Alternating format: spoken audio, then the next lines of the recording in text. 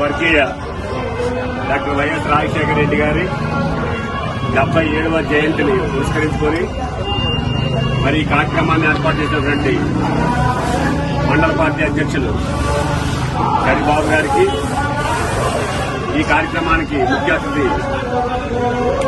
MPP Suryakumari Rama Naidu గారికి, అలాగే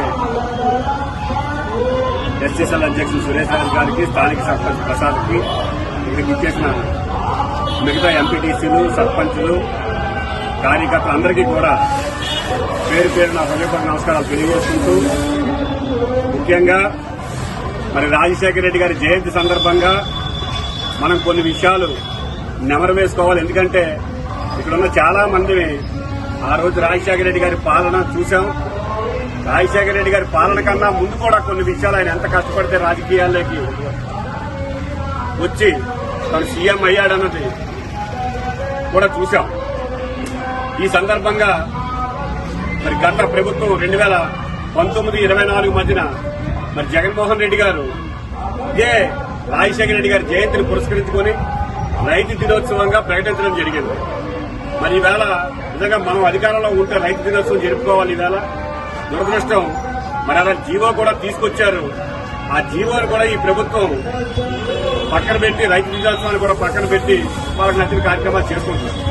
అంటే ఇంత రైతు పక్షపాతి అవడానికి రాజశేఖర రెడ్డి గారు కొన్ని కార్యక్రమాలు ఆనాడు తాను ప్రతిపక్ష నాయకుడిగా ఉన్నప్పుడు 2001-2002 అనుకుంటాను, రాష్ట్ర వ్యాప్తంగా అనేక మంది రైతులు ఆత్మహత్యలతో ఇబ్బందులు పడుతూ ఉంటే కరెంటు బిల్లులు పట్టుకోలేక, మోటార్ బిల్లులు పట్టుకోలేక, గిట్టుబాటు ధర లేక అనేక ఇబ్బందులు పడుతున్న సందర్భంలో మరి ఆ వేళన్న చంద్రబాబు నాయుడు గారి గవర్నమెంట్ ఒక్కసారిగా విద్యుత్ ఛార్జీలు పెంచడం, దానికి నిరసనగా రాజశేఖర రెడ్డి గారు తన 90 మంది ఎమ్మెల్యేలతో కలిపి సెక్రటేరియట్ ఎదురుగా ఆ రోజు హైదరాబాద్ ట్యాంక్ బండ్ దగ్గర ఆమరణ నిరాహార దీక్ష చేపట్టి రైతుల పక్షాన నిలబడి తాను సీఎం అయిన తర్వాత మొట్టమొదటి సంతకం కూడా ఉచిత విద్యుత్ మీదే పెట్టి తను రైతులకు ఎంత పక్షపాతం నిరూపించుకున్నారు. ఇలాగా అనేక కార్యక్రమాలు. ఈవేళ రాజశేఖర రెడ్డి గారి పేరు చెప్తే ప్రతి ఒక్క మొక్కలోని పార్టీలతో సంబంధంలో చిరునవ్వు కనపడుతుంది. రాజశేఖర రెడ్డి గారి మాట చెప్తే ఒక నమ్మకం, రాజశేఖర రెడ్డి గారి మాట చెప్తే ఒక ధైర్యం. అలాంటి ధైర్యం ఇవాళ లేనందుకు యావత్ ఆంధ్ర రాష్ట్రం అంతా కూడా ఎంతో నిరాశతో ఉన్నప్పటికీ మరి అదే రక్తం పుచ్చుకుని వచ్చిన జగన్మోహన్ రెడ్డి గారు దానిని మైమరిపించే విధంగా ఆయన పాలన కూడా కొనసాగింది.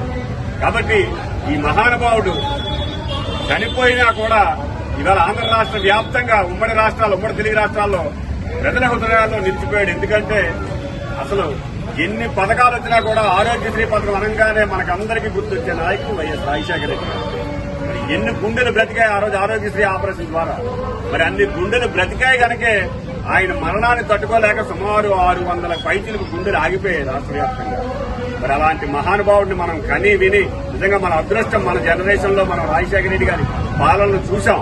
మరి చాలా మందికి ఆయన గురించి తెలియదు కాబట్టి ఈ సందర్భంగా ఆయన కోసం 2 మాటలు చెప్పుకోవడంలో, మనందరమే ఆయన చరిత్రని స్మరించుకోవడంలో మనకి కూడా ఒక కృతజ్ఞత ఉంటుందని చెప్పి తెలియజేసుకుంటూ, మరి ఆ రాజశేఖర రెడ్డి గారి ఆశీస్సులు వైఎస్ఆర్ కుటుంబం పైన, ఈ ఆంధ్ర రాష్ట్ర ప్రజలపైన, ముఖ్యంగా వైఎస్ఆర్ పార్టీ, కాంగ్రెస్ పార్టీ మీద ఉండాలని చెప్పి మనస్ఫూర్తిగా కోరుకుంటూ సెలవు చేసుకుంటాం.